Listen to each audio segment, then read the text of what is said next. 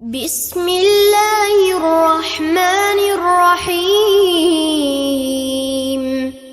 حضرت ابی بن کعب رضی اللہ عنہ کا بیان ہے کہ ایک دن رسول اللہ صلی اللہ علیہ وسلم نے ہمیں فجر کی نماز پڑھائی اور پوچھا بھلا آدمی ہے؟ صحابہ رضی اللہ عنہم نے عرض کیا نہیں۔ فرمایا بھلا ہے؟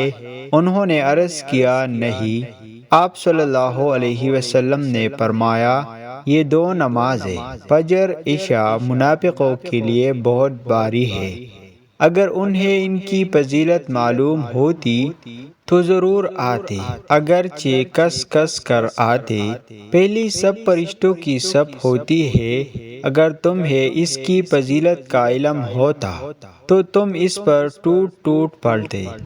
تم میں سے کسی کے اکیلے نماز پڑھنے سے ایک آدمی کے ساتھ نماز پڑھنا کہیں بہتر ہے، اور دو آدمیوں کی ہمراہ جماعت کے ساتھ نماز پڑھنا ایک آدمی کے ساتھ جماعت سے کہیں بہتر ہے، اور جماعت کی نماز میں جتنی آدمی زیادہ ہوں گے اللہ تعالیٰ کو اتنی ہی محبوب ہوں گے۔